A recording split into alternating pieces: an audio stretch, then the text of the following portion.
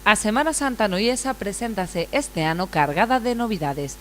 Unha, a recuperación da escenificación do desencravo que levaba máis de medio século sen celebrarse. Outra novidade deste ano é o desenclavo, que vamos a facer despois dos oficios de Viernes Santo. O desenclavo perdeuse en Noia fai máis de 50 anos. Consiste nun auto sacramental polo que o corpo yacente de Cristo é baixado da cruz, presentado á Virxen, o pobo cristián, e introducido no sepulcro, dá paso á procesión do Santo Enterro. Destaca tamén a convocatoria dun concurso para o deseño do cartel.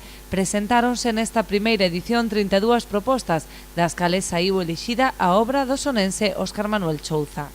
Na súa representación, a súa irmá recollía esta mañá o premio. O programa festivo componse en total de 6 procesións que arrancarán o Venres das Dores.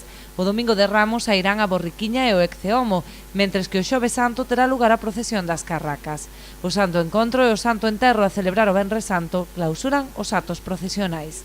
A longa tradición da Semana Santa noiesa fai que cada ano centos de visitantes se despracen ata a vila a desfrutar dos actos relixiosos ou das alternativas de lecer que ofrecen estas datas. É unha actividade que ten unha repercusión importante para a nosa vila, aparte da súa tradición histórica, ten unha incidencia tamén na afluencia de visitantes e na posta en valor deses elementos patrimoniais e deses elementos culturais que caracterizan a Noia.